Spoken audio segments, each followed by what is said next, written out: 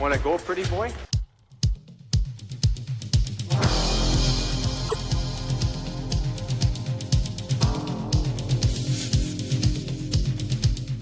Two minutes by yourself and you feel shame, you know, and then you get free.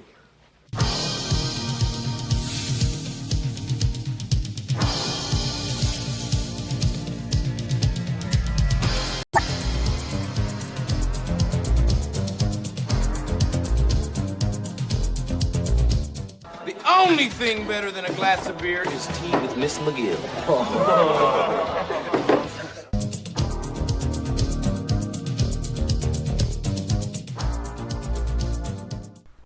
And welcome to the Fourth Line Voice Podcast. My name is Darren. Thank you very much for tuning in. Episode 487 of The Big Show, some enforcer-based podcasting coming at you, brought to you by the Hockey Podcast Network. How's everybody doing out there? Oh, it's the first episode of the new year. 2026 is upon us. Here we go. Onwards and upwards, correct? Yep. What's happening, folks? How was your new year? Didn't do too much here. Actually only had one drink. Kind of, I fell asleep on one end of the couch. The wife fell asleep on the other, and kind of woke each other up at about 11:30. And actually, that's not true. We were up before that because, I don't know what I had the TV. I think I don't know what I had it on, some sports highlights or something or whatever. And Lisa was like, "Do we really need to watch this? Let's watch like a New Year's thing, like a countdown show." So of course she's a big country fan, right? So she put on the Nashville countdown show or whatever. Oh fuck yeah, that show wasn't the Who's Who, it was the Who's That.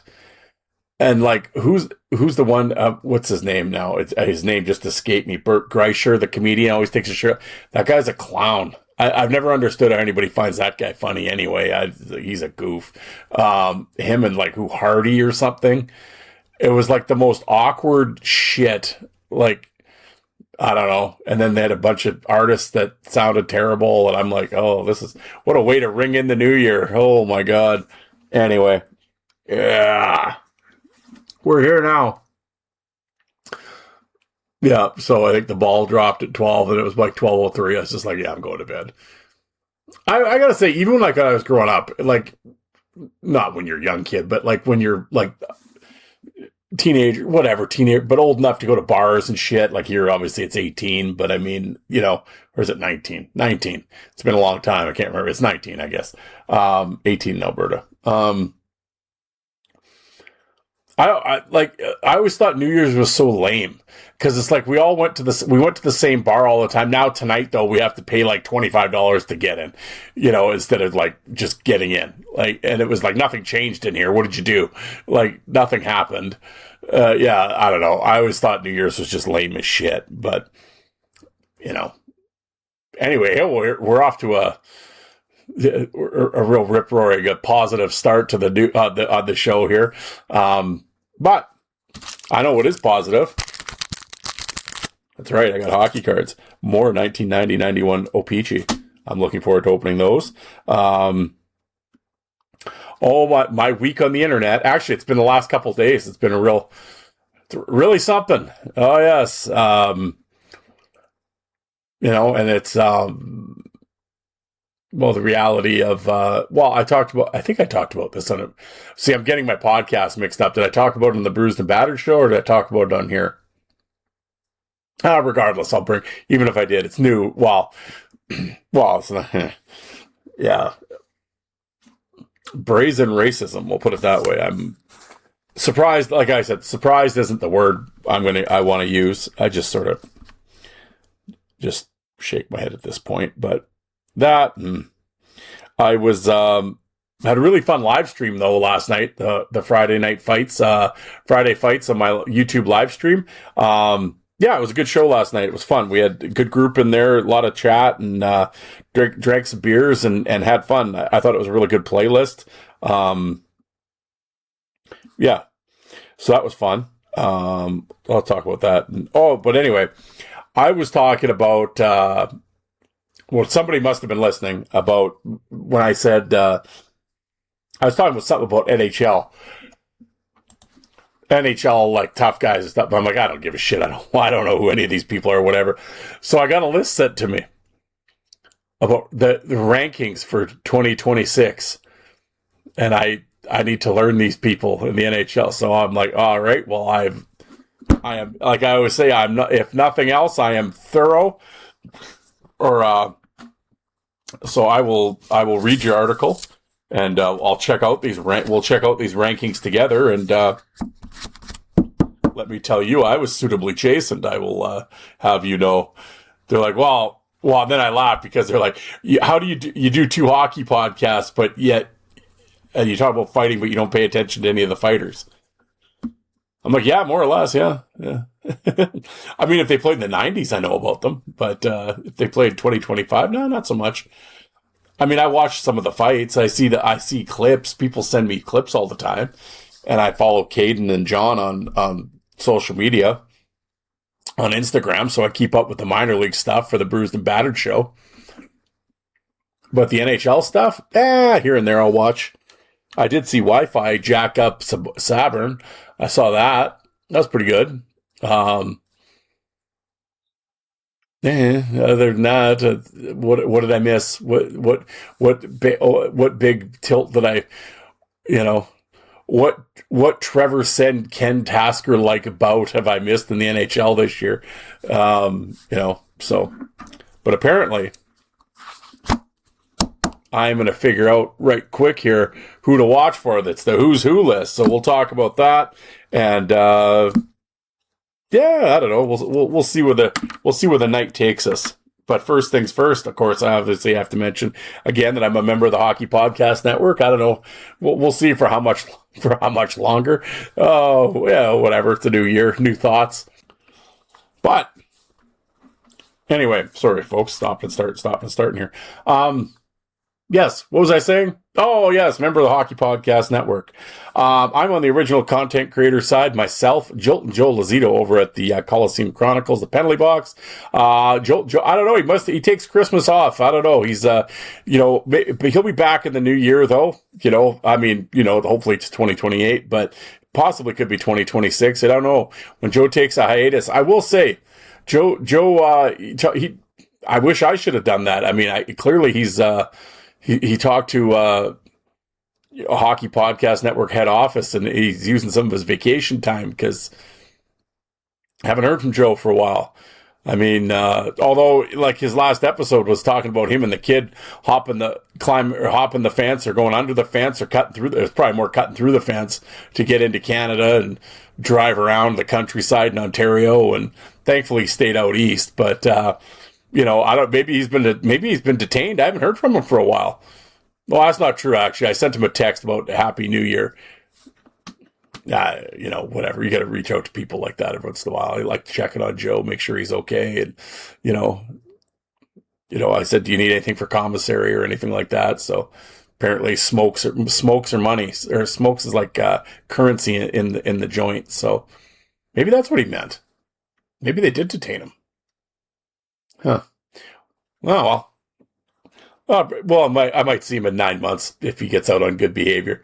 But anyway, but in the meantime, before he gets out, you could maybe visit some of his stuff, revisit some of his old episodes. We'll make some extra money for Joe for bail money or something, But he does have a tremendous back catalog. I'll give him that. Asham Strugwig, Fakota Ewan, tremendous. So. But I'm saying it now, at some point, it might be through a prison phone call, but at some point in 2026, I will have Joe Lazito on my show. Now, maybe I'm really trying to make sure I don't make it to 2027 on this network. Huh. Anyway, Joe Lazito, check him out. Also, as I said, my other podcast that I do, I know, could you imagine, you listen to more of me at the Bruised and Battered show that I do with Jay and Alec.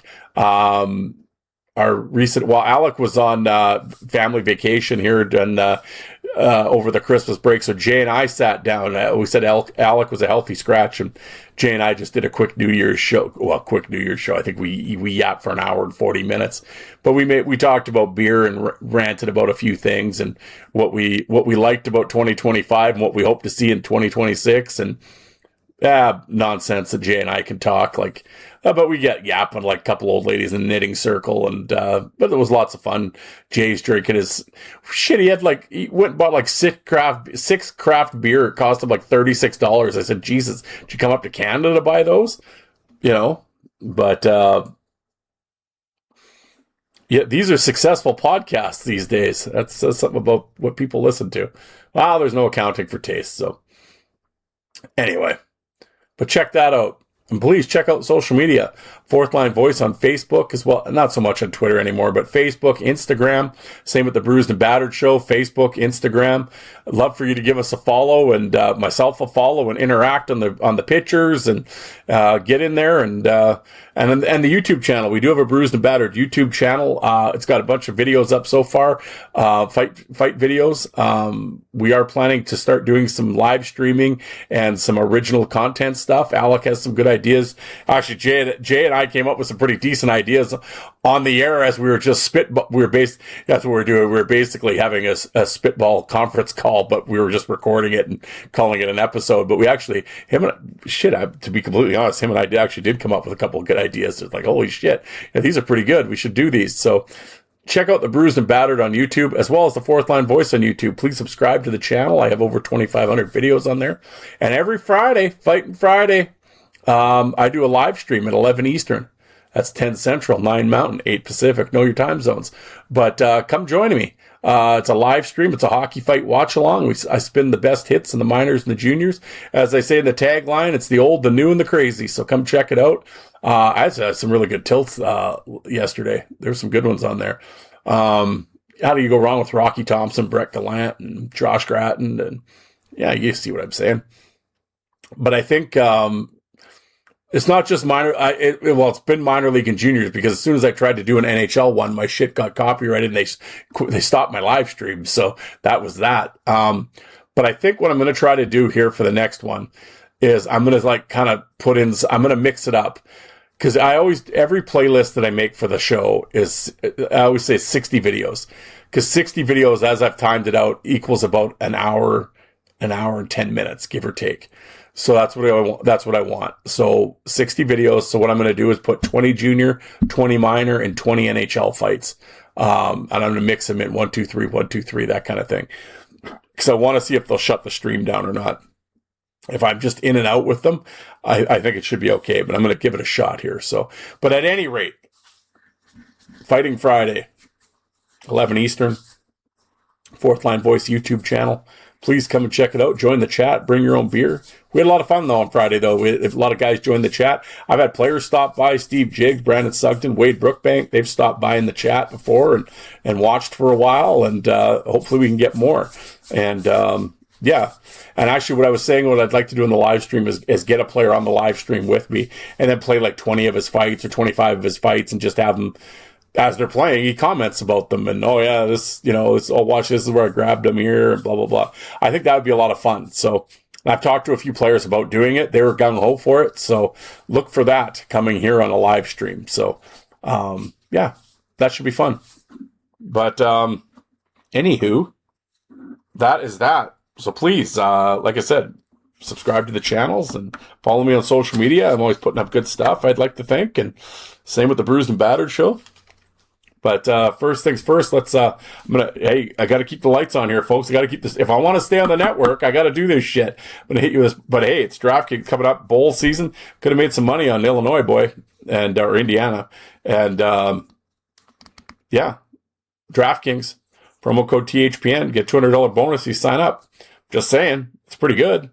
You know, it just gives you more to lose. I mean, God knows I couldn't pick the winner of a one-horse race these days, but the NFL just killed me this year. Oh, are you shitting me? But we're going to do that, and on the other side, we'll open some cards. The jaw-dropping moments that make hockey, well, hockey. Experience them all with DraftKings Sportsbook, the official sports betting partner of the NHL. Missouri listeners, listen up. DraftKings, the sportsbook, is now live in the Show Me State.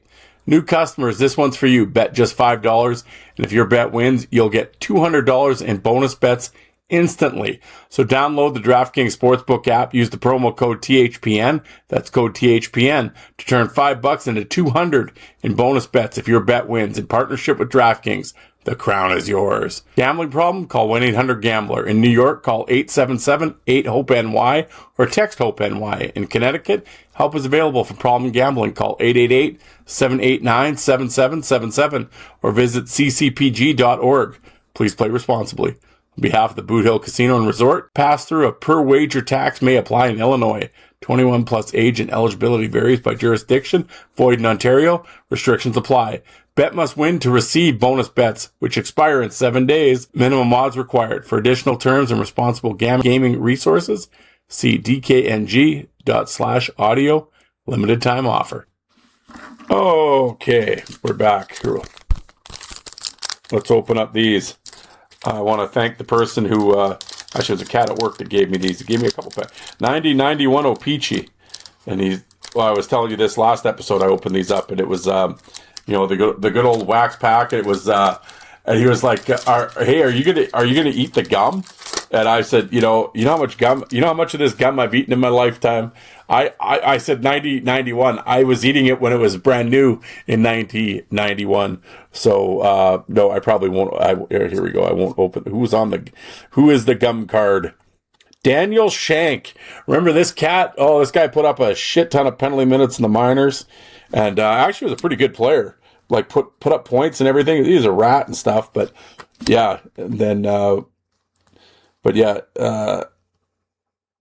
ton of penalty minutes, and then, but not a lot of fights. We'll put it that way. But there you go, Daniel Shank. Was it? Oh, Mick Fakota. There we go. Jolton Joe would be pumped with that one. Mick Fakota. I believe this is his rookie card. If I remember, actually, that was the one thing about these, about the early '90s sets, like the Pro set and the O-Pee-Chee and stuff. It was a rookie card for a lot of these tough guys, even though they'd been in the league for a few years. So Mick Fakota. Oh, Ray Shepard. There you go. The 50 gold Ray Shepard. Lyndon Byers. Rest in peace, Lyndon Byers. This was his rookie card too. Oh, LB, tremendous. Great player in junior with the Regina Pats. Fun fact, seeing as it's the World Juniors are on right now, that Lyndon Byers did play for Team Canada in the World Juniors. If you did not know that. Lyndon Byers, a power forward back in the day in Regina. Brian Leach, man, tremendous Hall of Famer. Didn't get much better than Leach. Bill Ranford, Conn Smythe. Brett Hull highlights. Oh, yeah, and then this with this was the year that they inserted like the Russian cards in there. You'd get one insert. Oleg Bradish, the Soviet Wings goalie. Well, there's a keeper for you. Yeah, we'll make sure to put that in plastic. No, where's the... Yeah, that'll be... Well, that was away they go. I'm going to keep Byers and Fakota, though. Those will go over here. Let me tell you. We'll put those there, and here we go. All right.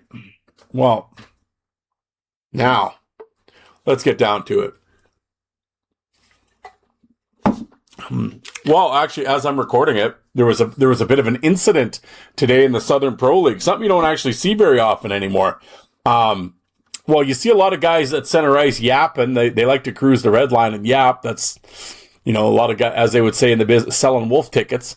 Guys doing a lot of talking, but then once the game, like somebody put that up on Facebook the other day, video of the Calgary and Edmonton. Oh yeah, Nurse, all these guys having words at center ice and all. Things are getting heated in Alberta. Yeah, fuck. It probably wasn't a body check all night. No fights, no nothing. It's like, oh yeah, but no, they were sure talking shit at center ice. So that seems to be the norm these days. But Divine Apollon and Matt Hobbs actually dropped the gloves and fought in pregame warmups. Apollon was standing there yapping with somebody, and then Hobbs came over to the side and started yapping at him. And Apollon went over and cross-checked him. I gotta, which I'm all whatever, but a little high. Cross-checked a little high. He'll be sitting for a few. I'm thinking he's going to get about 6 to 8 games. I think that would be my guess. But And then somebody from Evansville came over, and somebody, I don't know who it was, cross-checked Apollon from behind and knocked him down. And then he got up, and then next thing you know, him and Hobbs had the gloves off and had a fight. I'm a fan of Hobbs too, but I mean, that's a great trade-off for Quad City. I mean, Hobbs is the captain and legit top two line guy, and and Apollon's the fourth liner, and so that's a good switch off for Quad City. But unfortunately, I think Divine's going to be missing some time, but he's had an interesting turn to his pro career here so far. He's had a couple fights, some big fights. Will Vanderveen, of course, that video, I'm sure you guys listening, if you go look, that video went viral halfway through the fight. Apollon started, doing the Morasti thing and everything, and that got everybody, talking online. And I mean, he definitely knows how to sell himself. And then in his first fight of his career, or of his pro career, he fought Max Messier, and kind of slung him around. And so he's 2-0 in his tilts. Well, 3-0 if you want to count this preseason or pregame fight. But but that got the internet all wound up, and and then of course the comments have to come out, with the, there's always got to be some racial bullshit and everything. And in the Southern Pro Hockey League group, I saw that somebody said, well, no, the fight started because, Hobbs called him, whatever. And it was just like, so I got on the phone because I said we've had both Hobbs and Apollon on our Bruised and Battered show. And, well,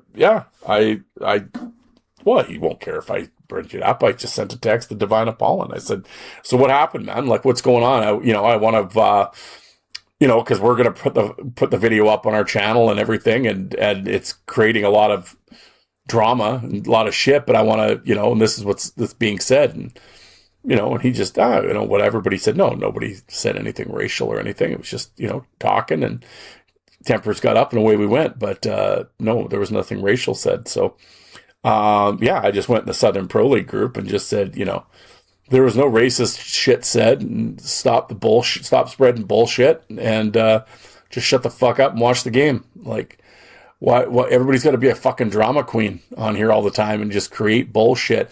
And like minor league fans are just sports fans in general, but these minor league fans are just fucking insane.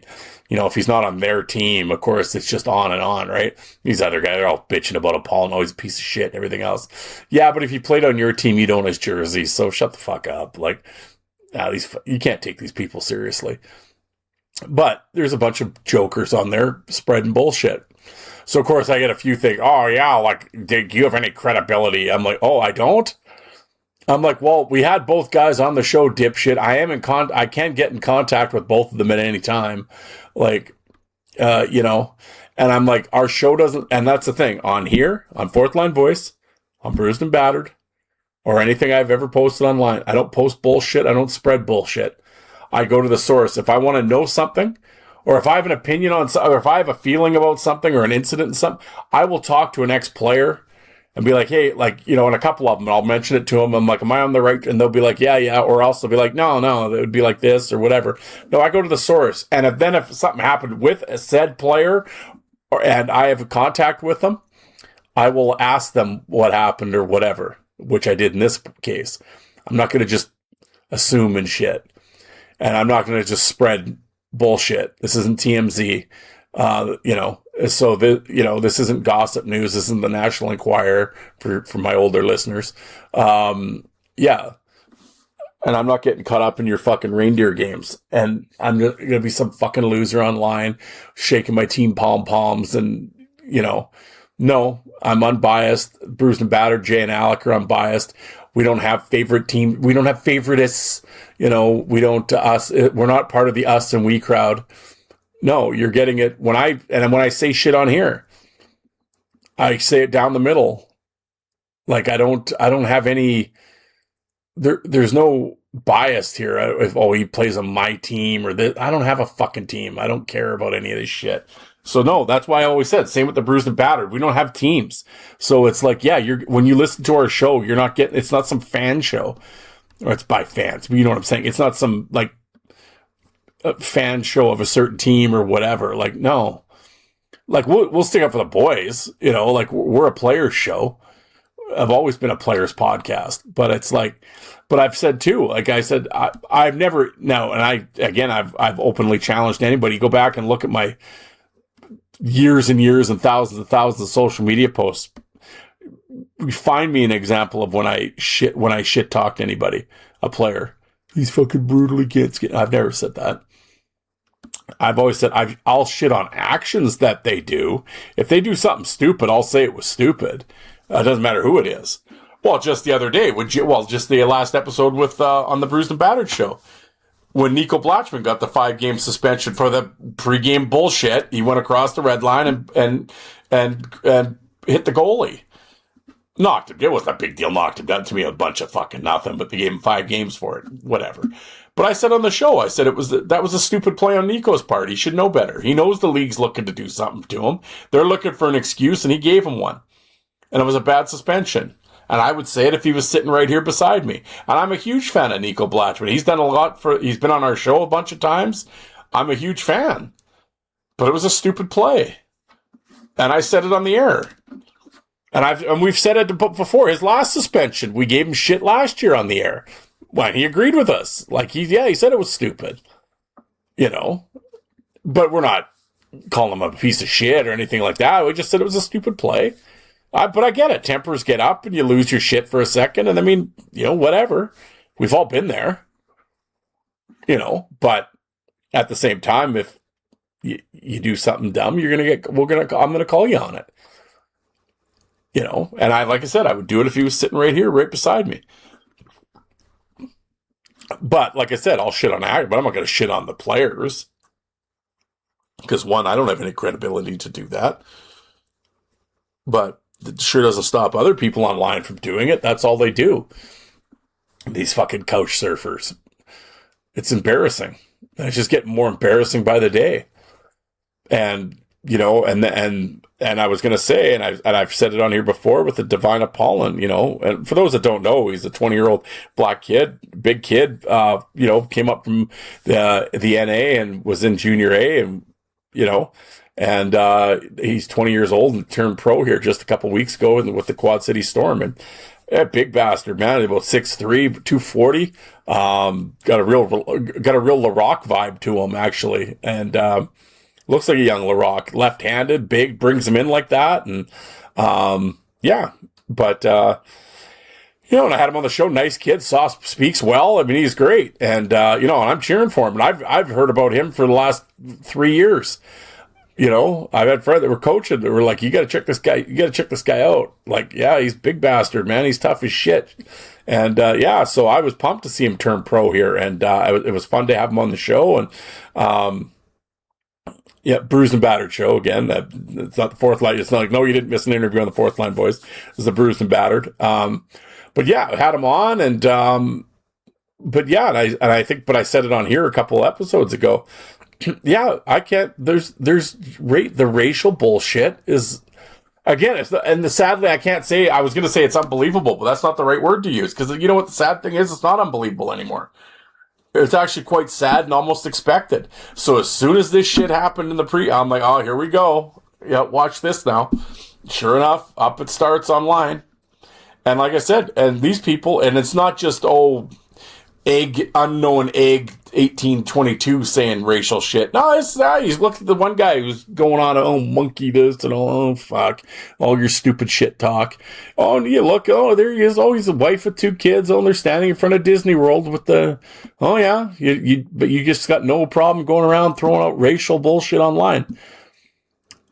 All right, you know, and I got a few screenshots saved of that guys that were in my comment section on my show. Their comments were quickly deleted and they were blocked, but I took a screenshot of who it was. So I said, you know, I said to one guy, I said, keep it up, buddy. See what happens.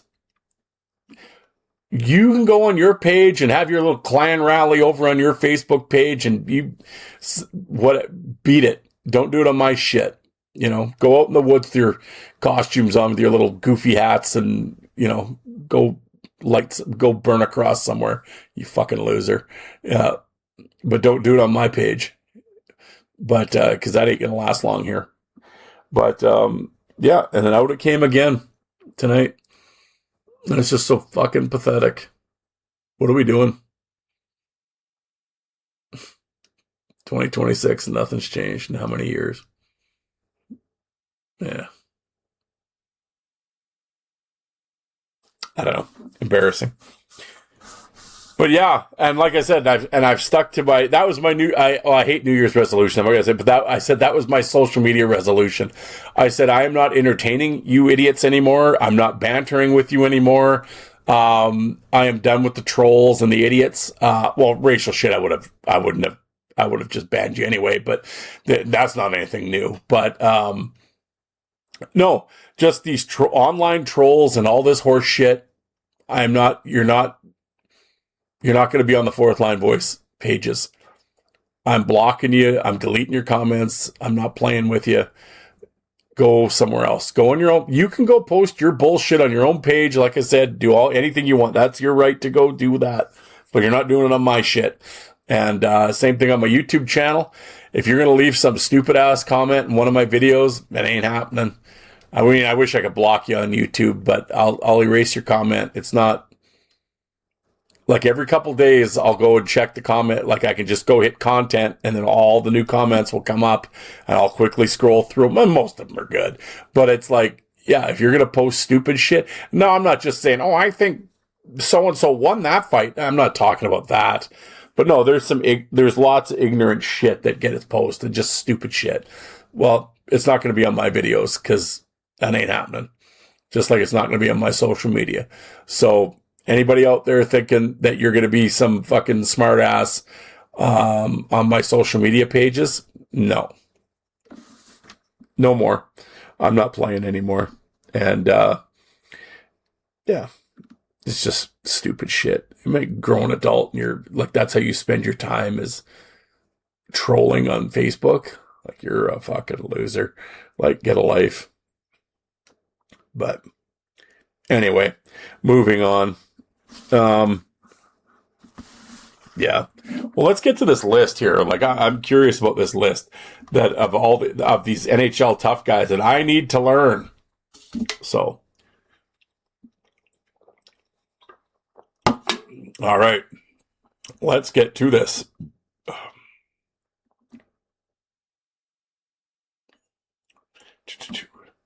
Sports website Ian Guthrie publishes an interesting ranking of the NHL's 5 toughest enforcers. All right.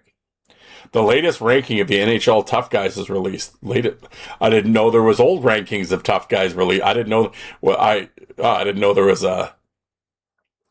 Huh. Well, that's all right. I didn't know these things were official. I'm learning. Hold on, we're going to click here on this link here. I'm going. Oh, it's French. No, but I got the translator on.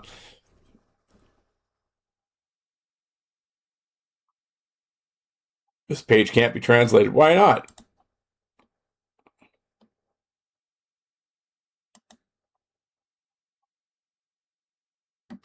Oh, there we go. Top 5 NHL heavyweights. Oh, this was published in September. Oh, well, things may have changed as the season's gone on, but we'll start here anyway. It's familiar refrain, fighting is down now like 20 years, although the situation has stabilized for about 10 years. Although the situation has stabilized. What situation? All right. These days of virtually every team had one. The days of every team having one or more enforcers is definitely over. That said, there are still heavyweights around. And they remain valued, especially when they can add other dimensions to their game.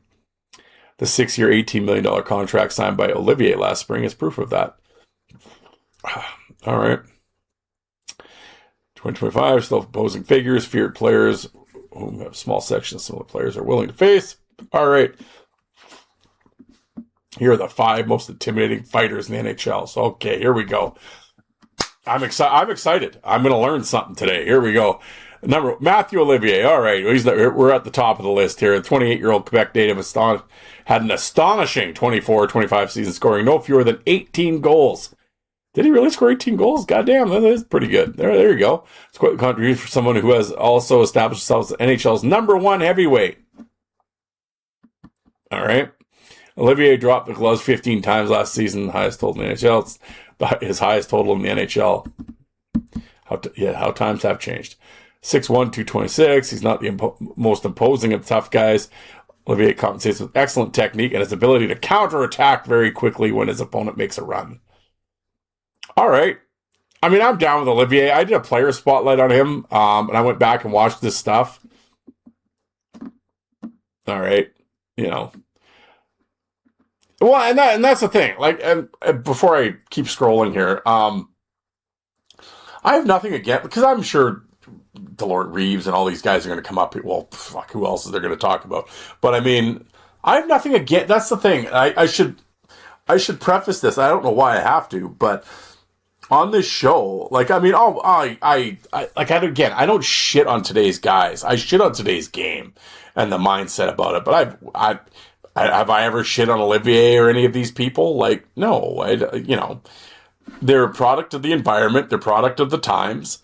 Now, again, and I've always said this, I am not some old guy that's revisionist history that I'm going to sit there and yell out the window and shake the fist that these guys couldn't have hung back in my day, and back in their prime. And, they would have got killed in the 90s and the 80s. No, they wouldn't. I've said that about Reeves and stuff. Now, would Reeves have been the top guy? No.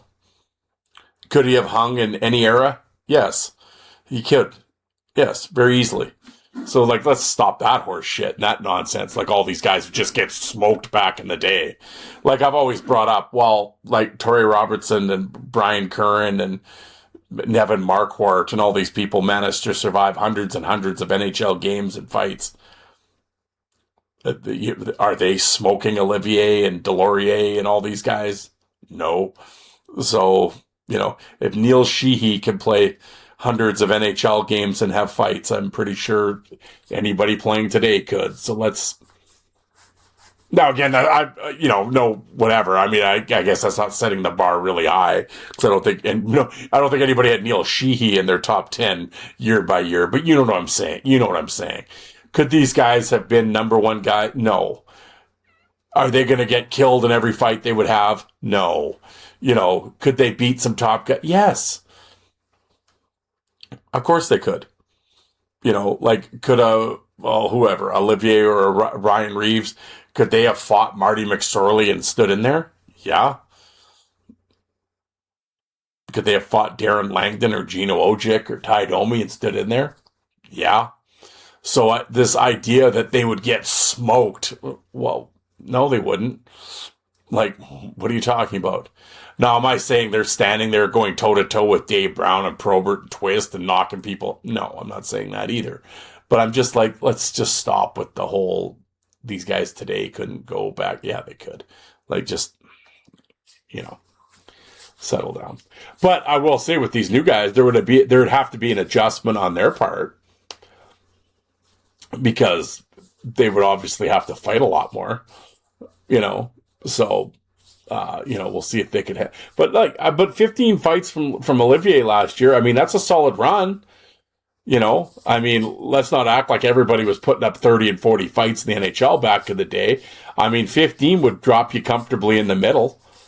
There were some guys, were getting, I think most tough guys back then were probably between 15 and 25, high end, higher 20s, but most guys probably between 15 and 25, I would think. So 15 is a solid number. So, and like I said, I did the player spot at Olivier. It was fine. Was I jumping out of my seat thinking this guy's the second coming? No, but I mean, no wonder he got his money. Because, again, I'm not paying attention. Shit, I didn't know he had 15 or 18 goals. Goddamn. So 18 goals and 15 tilts in 2025. Yeah, get the guy his bag, man. Absolutely. Get your money, kid. So...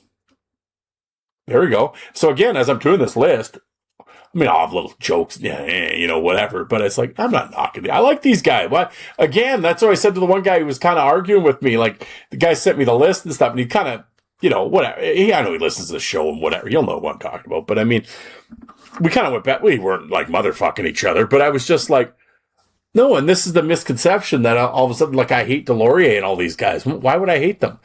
Like, I had fun poking fun at Wi-Fi there, calling them the Costco cart jockey and, and all that stuff. But for one, it was kind of an inside joke because I was a cart jockey at Costco myself. So, but no, I have no problem with Wi-Fi. Like, do I roll my eyes with, people are putting him up there with, I think some of these Montreal fans got him up there with Ewan and Ferguson as the next great Habs enforcer. And it's like, well, let's, I admire the enthusiasm, but let's turn the dial down a little bit. But, come on now.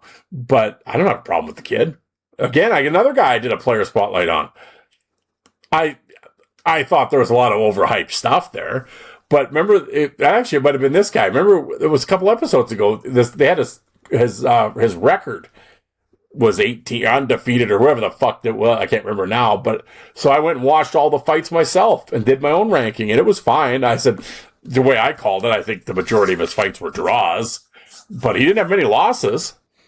I wasn't racking up L after L. Like, no.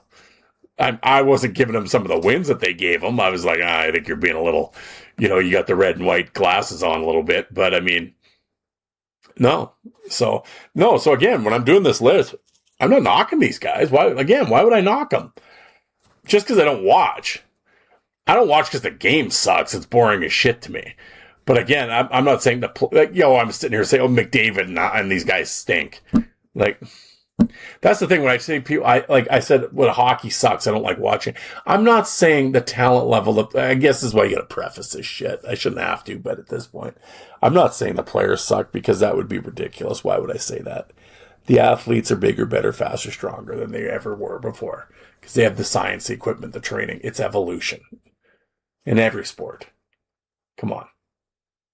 But in terms of as I sit here with my beer in my hand and my lazy boy with my feet up watching the game, if I turn on an NHL hockey game in 2025, or I guess it's 2026 now, am I entertained? Fuck no. Not at all. It is the most boring shit.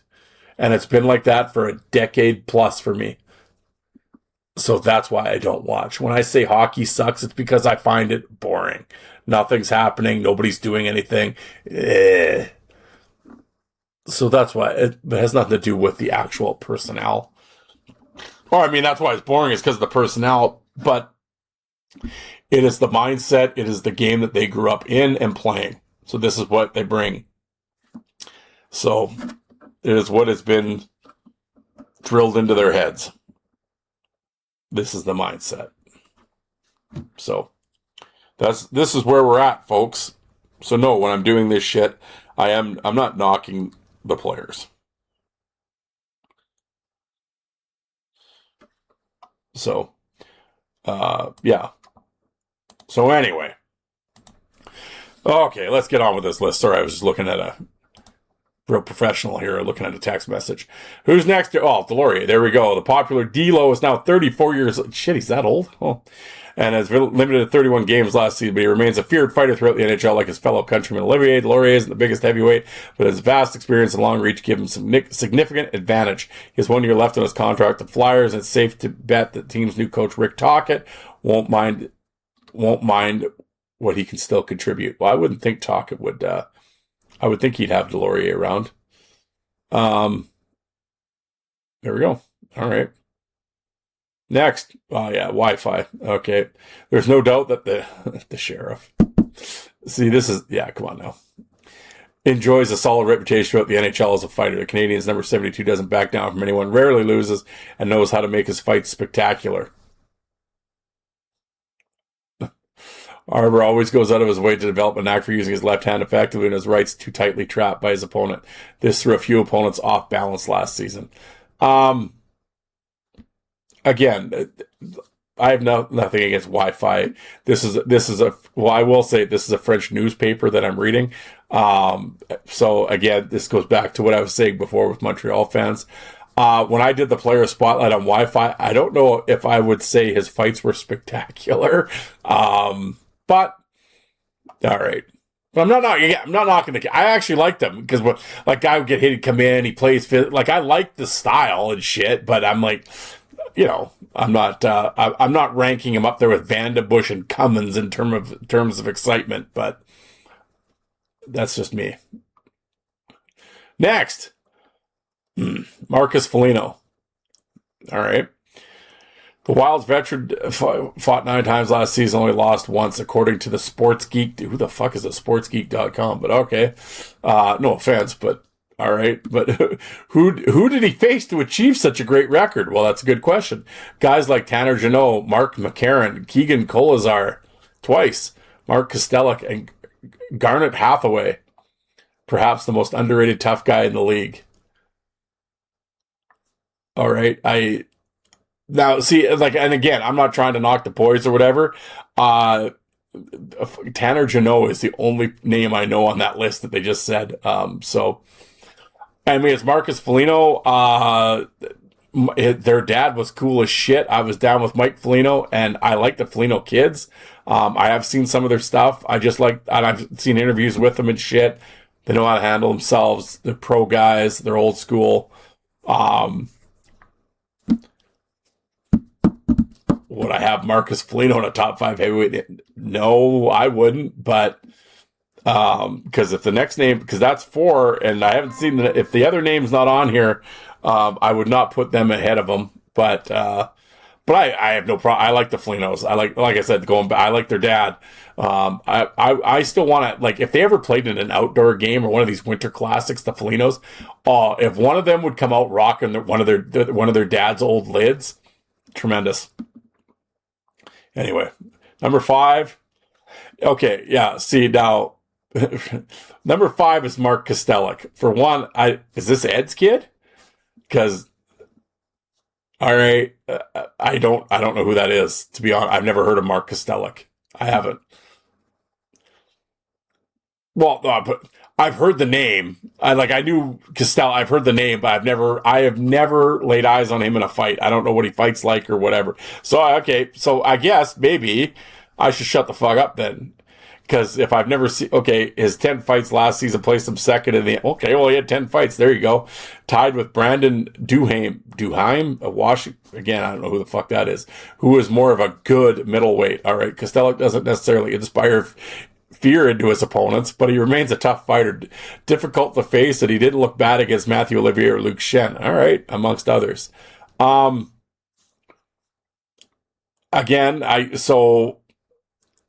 put it this way: in all the fights that I've watched and the people have sent me stuff, I've never heard anybody tell me I should check out Mark Kostelic stuff. I don't remember, it's not like I'm totally immune to not watching NHL fights, because I do. I have probably seen him fight, but did not leave an impression on me.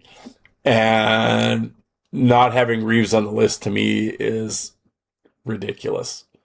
And having Foligno and Kostelic ahead of Reeves, or Wi-Fi ahead of Reeves, I would say to me it's Olivier Delorier and Reeves are the 3, is what I'm saying. But to be fair, I can't all of a sudden start being a hypocrite now. I have not seen Kostelic fight, so maybe the kid's good. Maybe that'll be my next player spotlight, because it's like, I want to know, right? I don't want to sit here and, like I just said, spout off all this shit and then be like, well, how can you say he's the shit and I'm not saying he's the shits. I'm just saying Reeves should have been on the list. But if they're saying Kostelic's on this list and not Reeves, well, this person's I can guarantee this guy's watched more NHL hockey than I have. All right. Well, then maybe Kostelic deserves to be in front of Reeves. We'll see. But all right. What is this?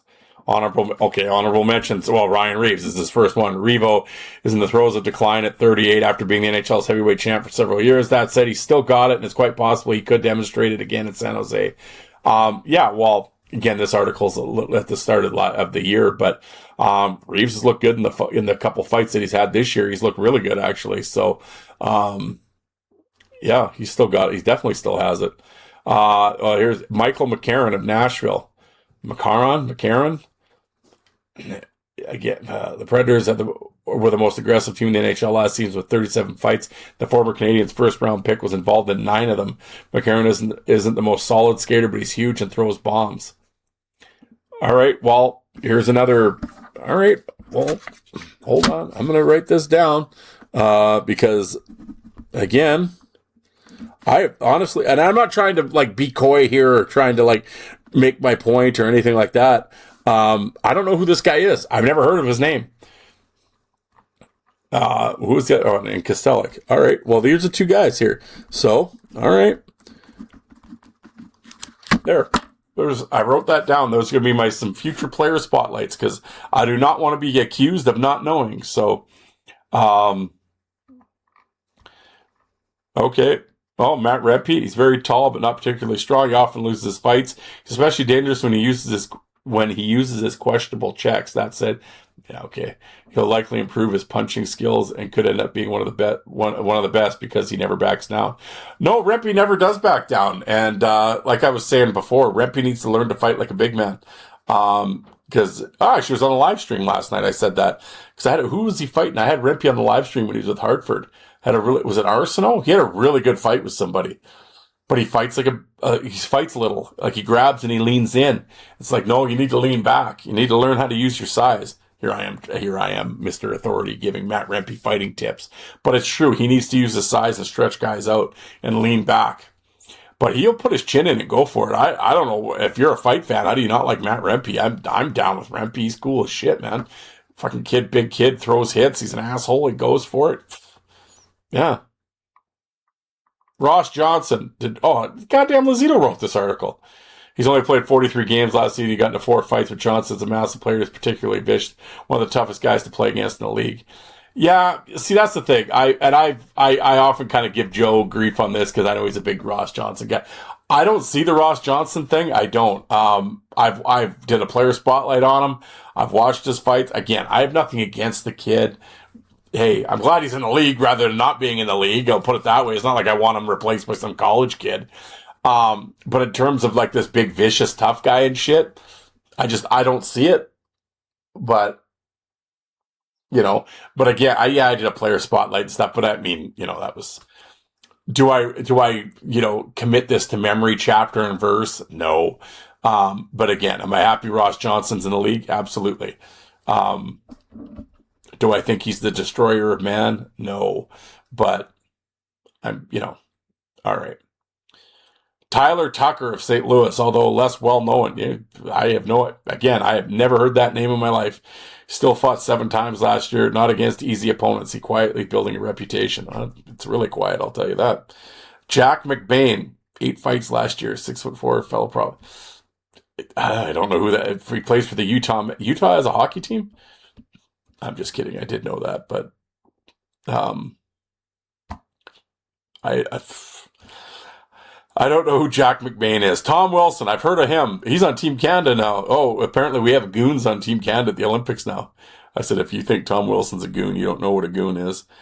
Big enough to be considered a heavyweight, more than capable holding his own, top-notch playmaker. Additionally, he scored 33 goals last season.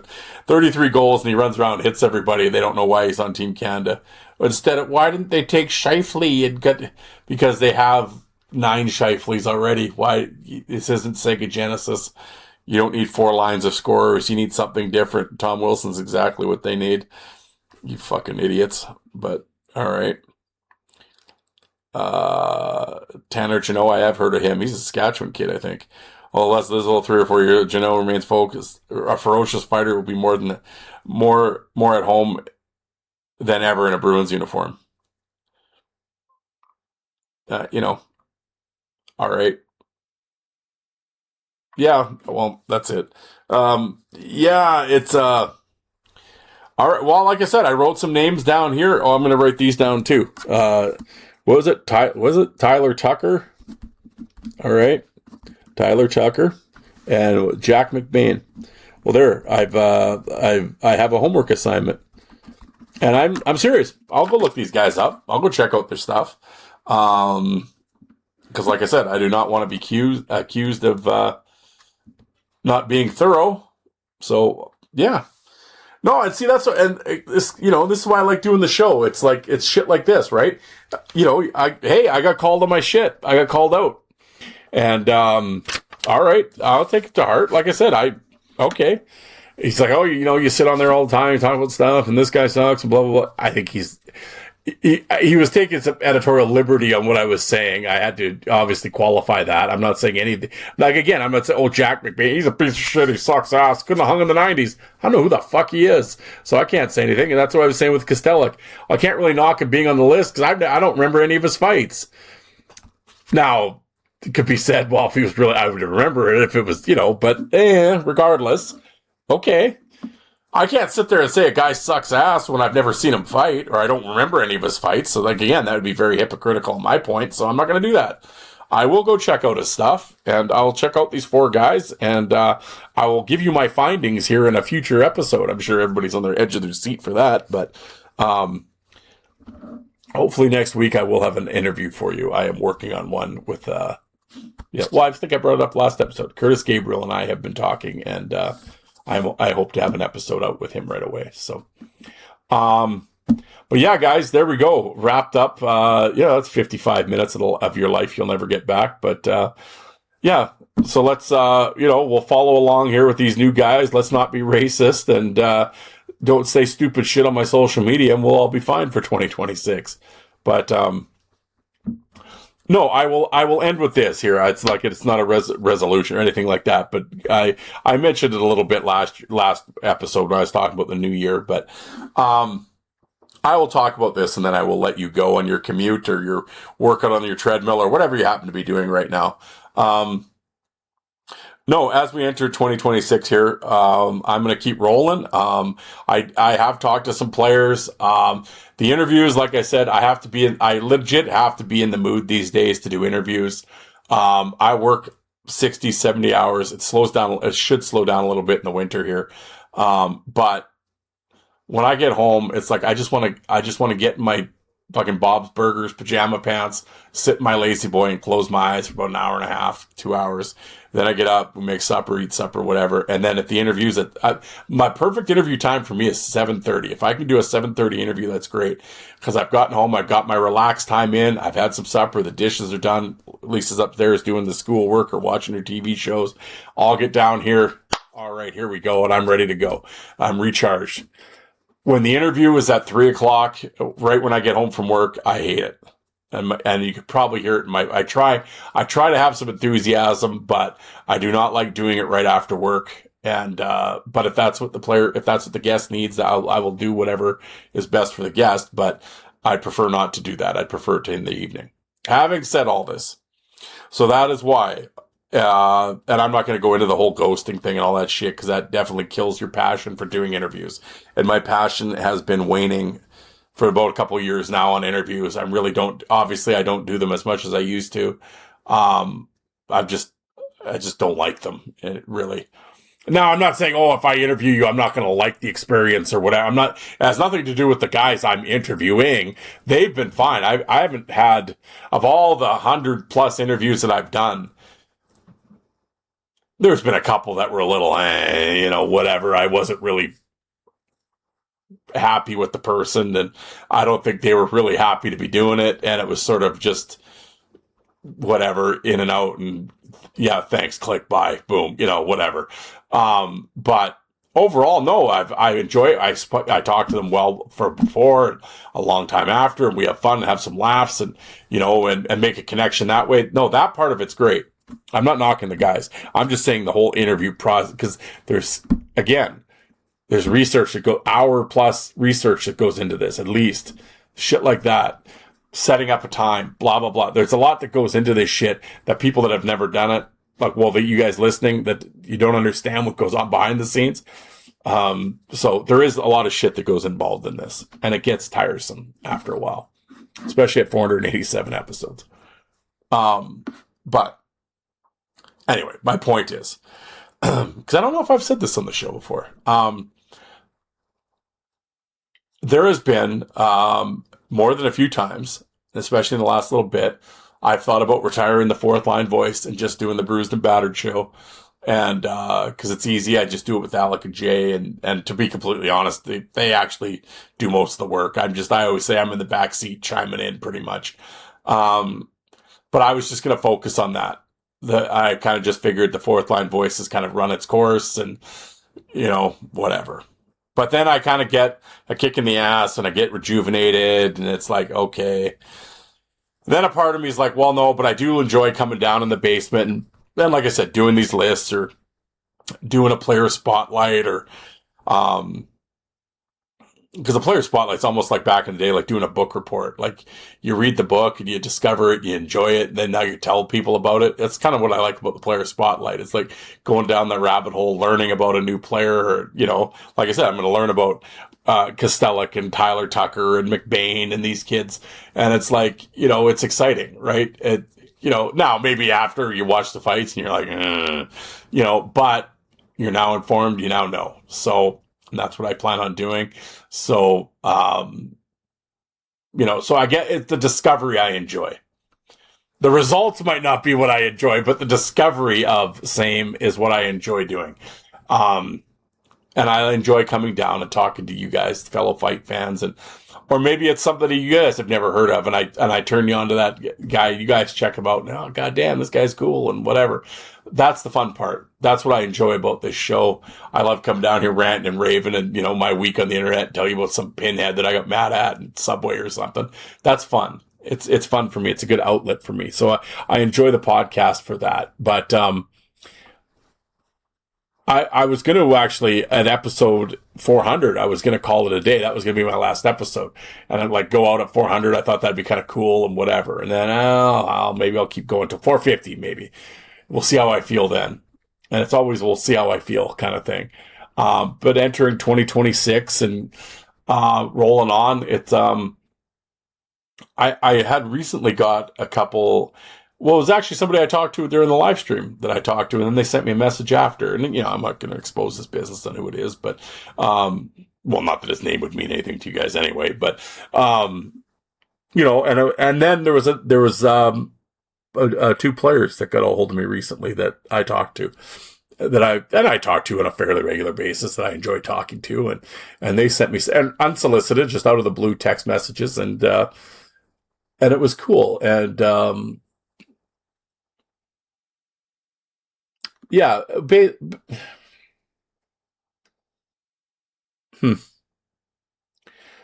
Yeah, basically it was, from the players, and they both said the same thing, that they had been reached out to by former teammates because their teammates, had heard the interviews on the show.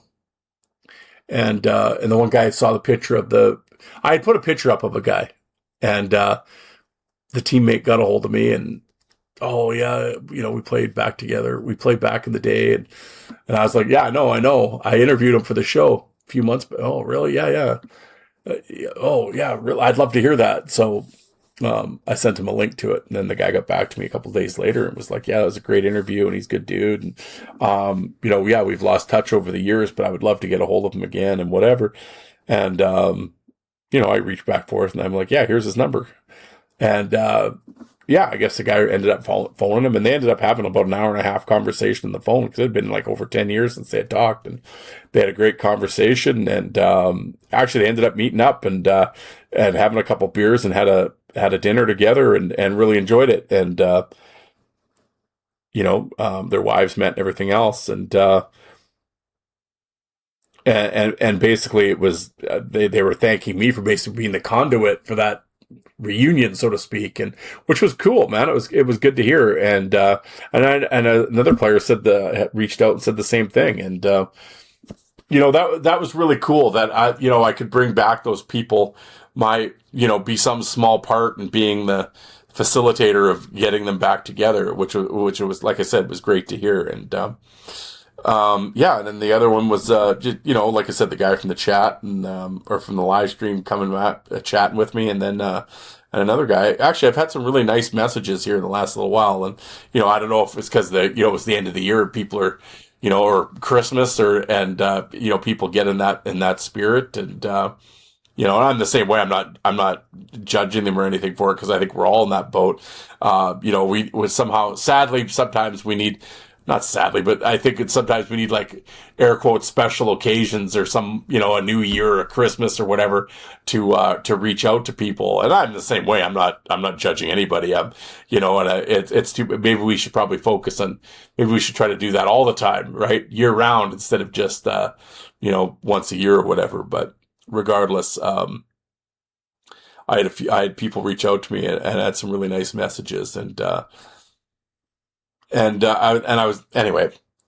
I had thought about retiring the show and everything else, and just, you know, because again, the show's been steady, but there hasn't been a lot of growth. Like, I'm not getting a ton of new listeners or anything. I'm not losing a lot, but, you know, we're rolling along pretty good. And like I said, you know, listenership, as far as like just little mom and pop podcasts go, I've got more than most and not as many as others, you know, but I'm certainly not, you know, 3 people on a burglar list. And I mean, you know, I do pretty good. And, you know, my air quote rating, my listen score, whatever, that's globally ranked is good. And I mean, it's mind boggling when I always say that I can't believe I have people from around the world listening, and I see the numbers and stuff, and it's very humbling, and it's been really cool.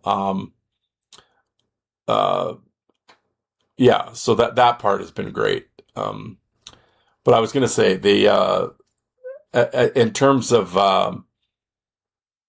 no, so I got these messages, and, yeah, and it was basically they just, you know, thanking me for always doing the show and being there every week. And they've, like, the one guy's basically listened to every episode. And he's like, it sounds crazy, and I know you're a stranger. I've talked to him through email and text or whatever, but, you know, he goes, I've had your voice in my car every week for 6-7 years, and you make the commute easier, because he said every Monday when I'm going to work, no one wants to go to work on Monday, and you're dreading the drive, and he has a commute, but he listens to the show, and he said it makes the commute easier, and it makes like life easier.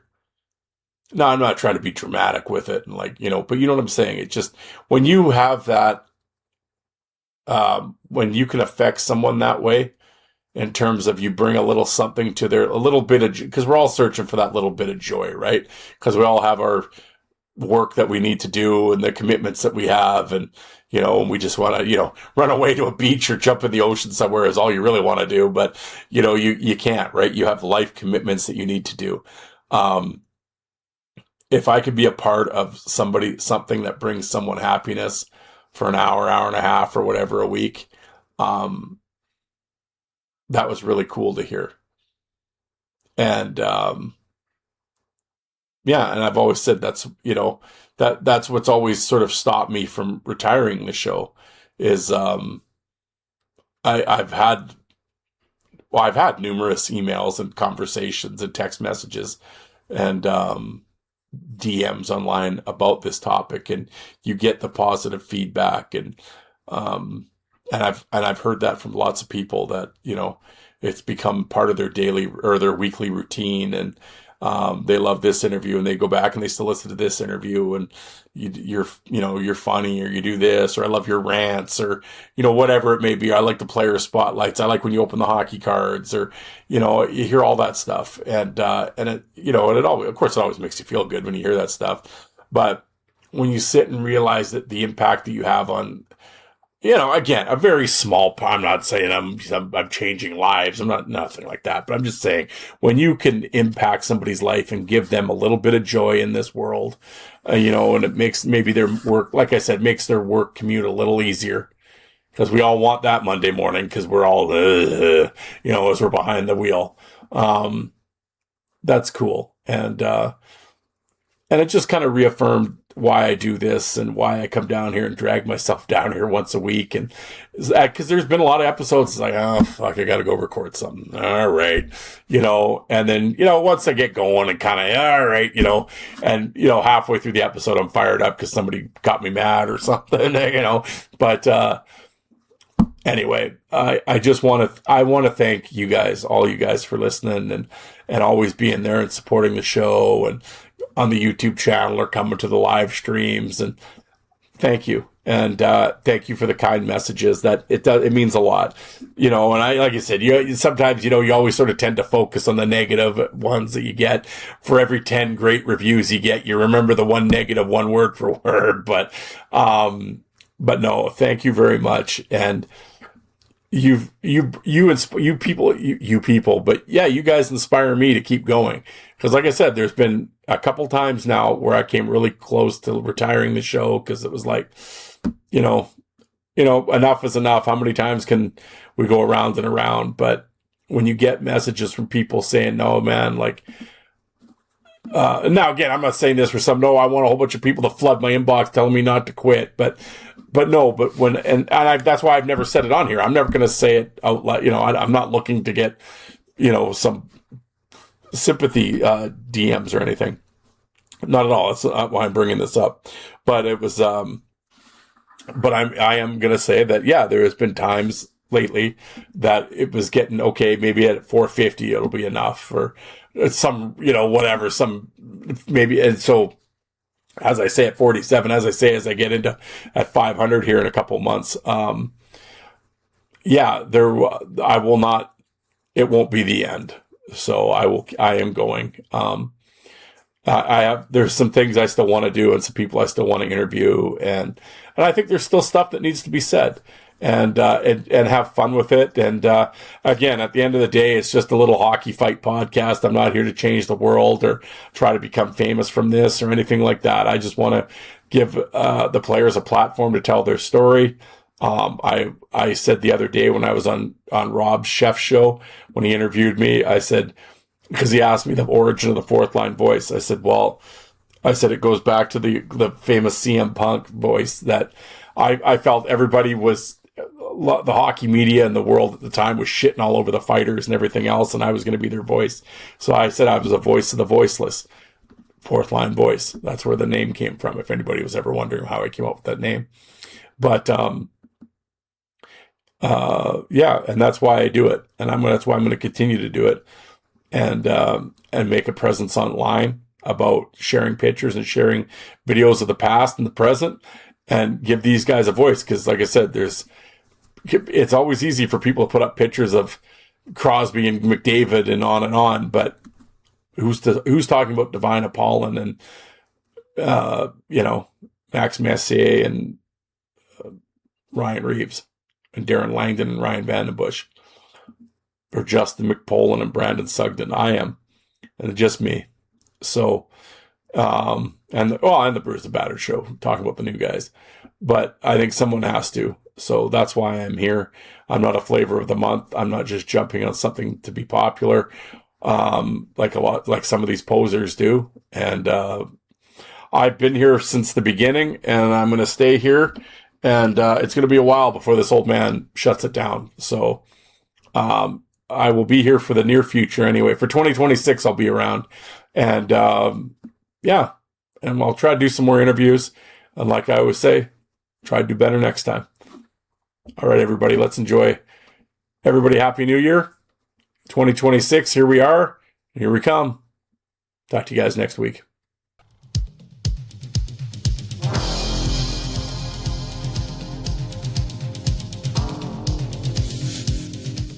And you people that don't like fighting, how many of you did you walk out and get a coffee while that was on?